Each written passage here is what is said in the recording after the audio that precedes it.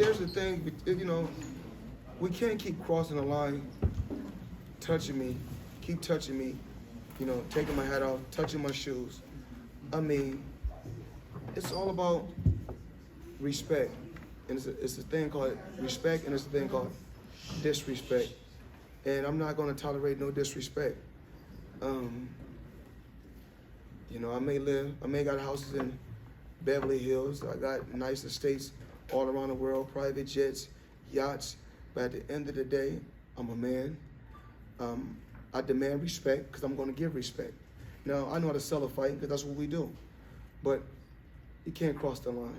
I'm still a man at the end of the day. Because people see that and just say, oh, you're just trying to sell a fight. But you're saying, no, No. Yeah. My thing is this, I'm human. And very respectful. But when it's just like a rap battle.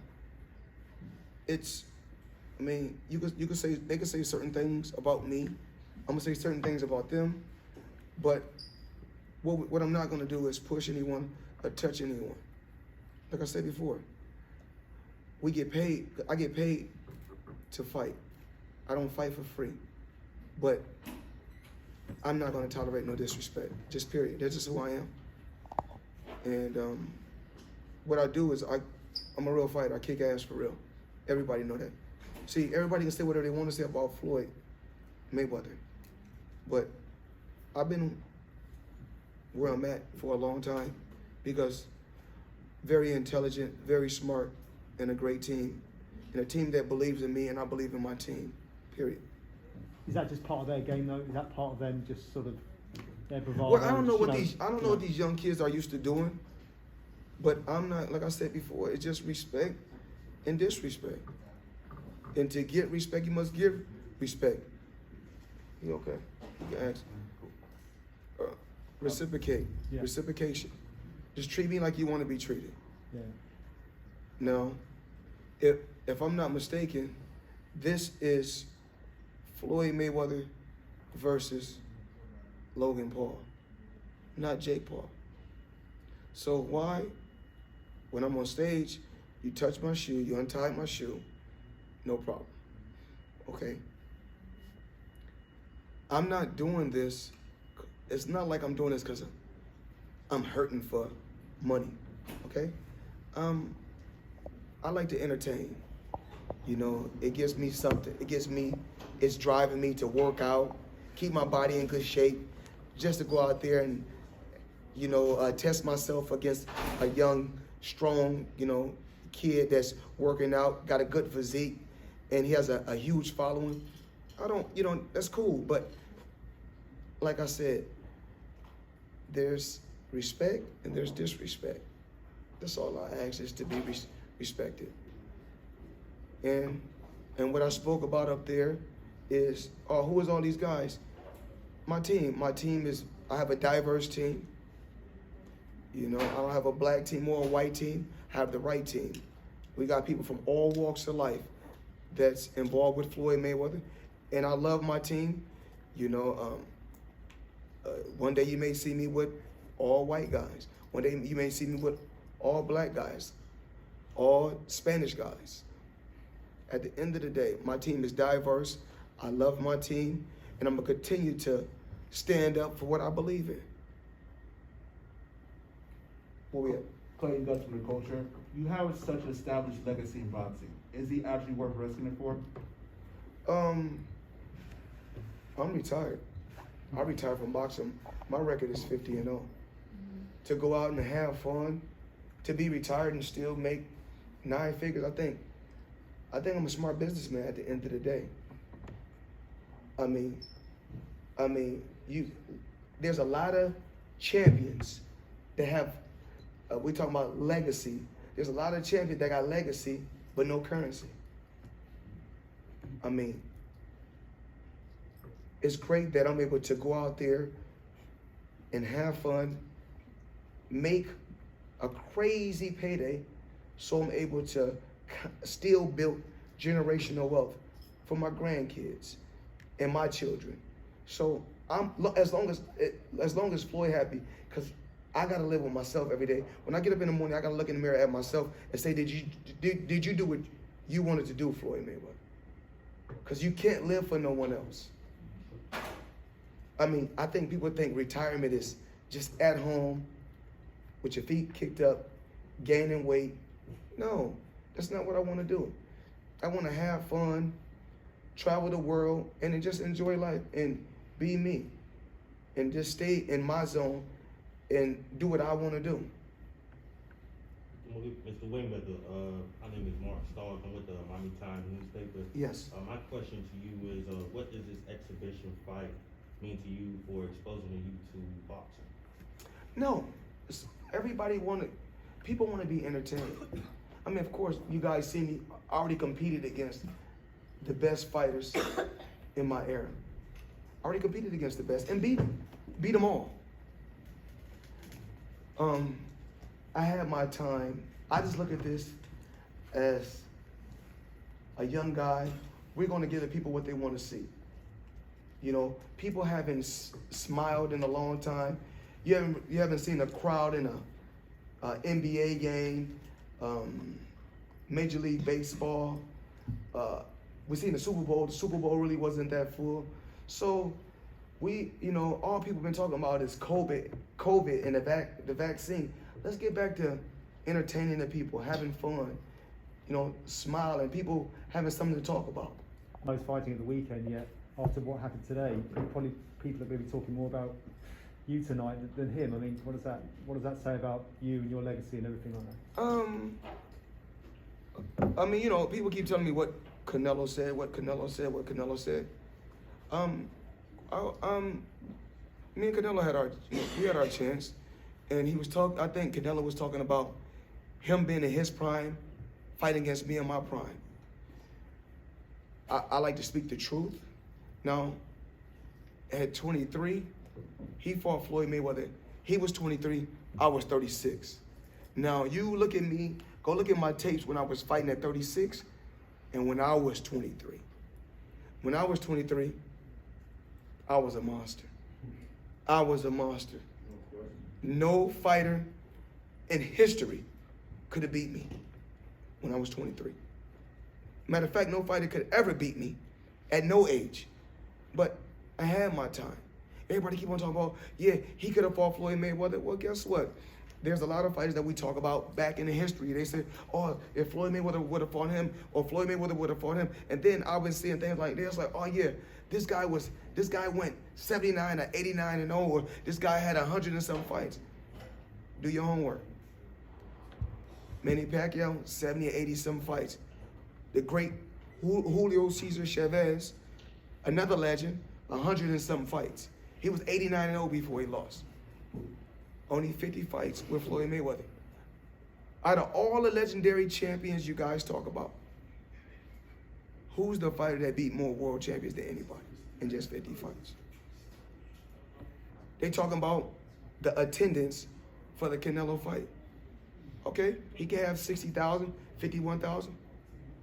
But just in 16,000 people or 17,000 people in the MGM Grand, I generated 73 million in just 2 minutes when my tickets sold out. So these are the things that we don't talk about. We are talking about, oh, this guy was 85 and 0, or Sugar Ray Robinson done this, or this guy done this, this guy done that. Nobody done it better than Floyd Mayweather.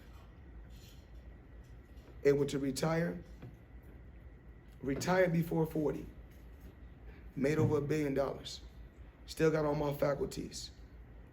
Real estate portfolio is out of this world. All I do is just sit back and live the life that I want to live. I don't have to do an exhibition, but it's not a problem for me to fly over here to Miami, check out my house, hang out with my friends, come over to the stadium, the Hard Rock Stadium, where the Dolphins play at, to pick up 9 figures. Not even 12 rounds. Do we know how many rounds it's going to be? How many rounds I want it to be. So if I want it to be 1 round, it'd be 1 round. but it's all about entertaining the people. And I'm pretty sure that people want to see some rounds. People are flying here from all around the world. You go on the internet, all they're talking about today is Floyd Mayweather. I'm not competing against no other fighter. I'm in my own bubble, just living my life. Let's talk about training. How's it been getting into the groove of things?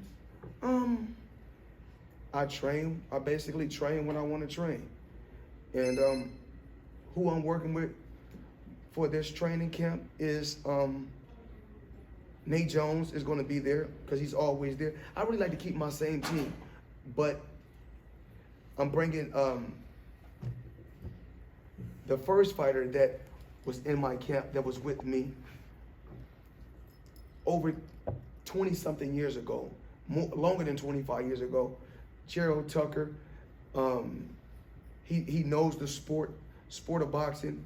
He knows me because he's one of the students that come from the Midwest, from the Mayweather team from the beginning, and hell of a fighter. Actually, you know, he's at that particular time when he was fighting, he retired undefeated. He could have been huge as a fighter, but you know, sometimes, you know, we got certain family situations we got to handle, but still, he's a part of our camp, and we've been working and we've been looking good, working thus far. Very good. Prediction for Canelo on Saturday night? I don't really know. You know, I mean, Canelo should be happy that, you know, that I'm not fighting on Cinco de Mayo no more. So now he's able to, you know, take the day, which is a great thing. Billy Joe got a chance? Who? Billy Joe Saunders got a chance? I really don't know. I know Billy Joe Saunders. He's a good boxer. Canelo's a hell of a fighter, even though he's going to feel the way he want to feel. Going to say what he want to say. Canelo's a hell of a fighter. Pacquiao's a hell of a fighter. Billy Joe Saunders is a hell of a fighter. A lot of fighters, you know, is good fighters. But there's only one Floyd Mayweather. Amen. There's only one Floyd Mayweather. You're on the fence, Floyd. Huh? You're on the fence. So how do you see this fight playing out with you and Logan? Oh, this is just an exhibition. It's a fight for him. Just an exhibition for me. But It's just like waking up, you know, taking a shower, putting on my clothes. Just another day. Don't worry about nothing. Floyd Mayweather. You got to realize this. Throughout my career, when I go out there and I face these guys, when I face all these opponents, to me, they're just opponents. When they fight me, they're fighting Floyd Mayweather. That's the difference. I'm the truth. Got a question? You know, you just got to know it. I'm the truth. And I had my time in the sport of boxing. I don't want to get in the way of nobody. We got so many great fighters out there that's competing. We got Gervonta Tank Davis. We got Canelo. And I mean, and the list goes on and on. The great thing about this fight card, we got a special fight. We got Chad Ochocinco, a guy born and raised in Miami, a former NFL player. He's on the undercard. So it's so much excitement on this card, and we got so many young Floyd Mayweathers on the rise. That's what I call the young fighters that's up and coming, the young Floyd Mayweathers. Do I want to see a guy surpass me? Absolutely. Do I want to see a guy break my record? Absolutely. I'm not the type of fighter that's jealous or hating on any other fighter. I just want to be here to see if Gervonta Tank Davis or any other fighter that's under the Mayweather Promotions banner or the PBC banner can break my record, more power to him. I was able to do it my way, and I was able to live the life and do the things that I wanted to do in the sport of boxing. It's just so crazy. Everybody wants to start a promotion company. How can you start a promotion company if you can't advance a fighter $1 million? Fighters like advances, not me, because I'm a fighter / promoter. So you can't start something if you're not able to give fighters certain things that they want. They got promotion companies, they just got the names. So when you see the Mayweather Promotions name or the PBC, just know if it's a PBC or Mayweather Promotions, it got something to do with Floyd Mayweather as well as Al Haymon. But I really want to speak about the people on my team. James McNair, aka P. Rilla, my guy, Sean, One Shot, Gerald Tucker, Keechi, Kelly Swanson, Leonard Ellaby, Nicole. It's just so many people that's been with me so many years. Just my team that's behind the scenes. You know, Andy, Roy, we got my artists, Free, Lil James. It's just so many people that play a major role that's behind the scenes that don't get the props that they really deserve. But me, myself, I just want to say thank you to the Mayweather promotion staff, as well as the PBC staff, Kelly Swanson, and all the people that's around me that's helped me throughout the years. Because, you know, Leonard has been with me 25 years. It's so many people that don't get the props that they truly deserve. I'm here to say thank you, so the people know that I appreciate even, you know, the Wright sisters that's able to do set up everything for the parties, and, you know, a friend of mine, Jonah, you know, but people don't see me and Kelly Swanson. We have ups and downs, and even like my security team, we go through a lot. Me and Sean, me and P. Rilla, and we got Ricky Brazil as well as Edward Gill, Rome. I have so many pieces to this puzzle that helped me get to where I got to. I didn't do it by myself. I just want to let the world know it's a lot more to Floyd Mayweather than just fighting. You know, I'm a very, very intelligent, smart businessman, and we have a smart team that's around us to help me get to where I got to. And my daddy is the major key. He's the reason why I'm where I'm at today. My dad. So I have to take my hat off to him. I want to talk about generational wealth. Yes. You speak about that, and what's the message you want to relate to the youth regarding the importance of creating generational wealth? It all starts with balancing money on a small scale. I was just talking to the people yesterday when we was all riding in a Sprinter bus. What I don't like my team is this. The young guys and the young people with my team, I see them, I make sure they get money, and then I see them, I say, well, how you living?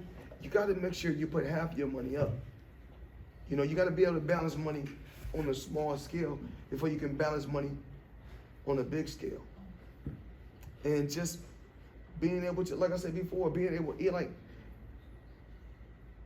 to make millions and millions and millions of dollars just on a regular.